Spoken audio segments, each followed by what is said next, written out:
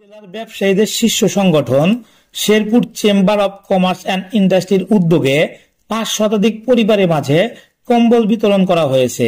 আজ বুধবার ১ জানুয়ারি সন্ধ্যায় শহরের তিনানী বাজারস্থ Sherpur chamber of commerce and ইন্ডাস্ট্রির কার্যালয়ে কম্বল বিতরণ অনুষ্ঠানে প্রধান অতিথি হিসেবে উপস্থিত ছিলেন সংগঠনটির ভারপ্রাপ্ত সভাপতি আলহাজ মোহাম্মদ আরিফ হোসেন। এ সময় তিনি বলেন, প্রতি বছর জেলার ব্যবসায়ীদের শীর্ষ সংগঠন Sherpur chamber of commerce and ইন্ডাস্ট্রির উদ্যোগে অসহায় শীতার্ত পরিবারের সদস্যদের মাঝে কম্বল বিতরণ করা হয়। এবারও তার ব্যতিক্রম হয়নি।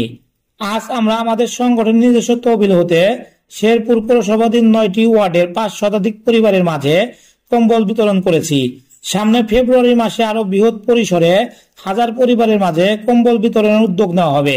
এ সময় অন্যদের মাঝে উপস্থিত ছিলেন Sherpur chamber of commerce and ইন্ডাস্ট্রির সহসচিব তন্ময় বণিক, পরিচালক মোহাম্মদ ওয়াহিদ বিন ফেরদৌস লোটাস, আরিফুল কবির টাপেল, শেখ শোভন, আলহাজ মোহাম্মদ মহিউদ্দিন আহমেদ মামুন, মোহাম্মদ তহিদুর রহমান পাপ্পু উপস্থিত ছিলেন। সংবাদের আলো, ডেস্ক নিউজ।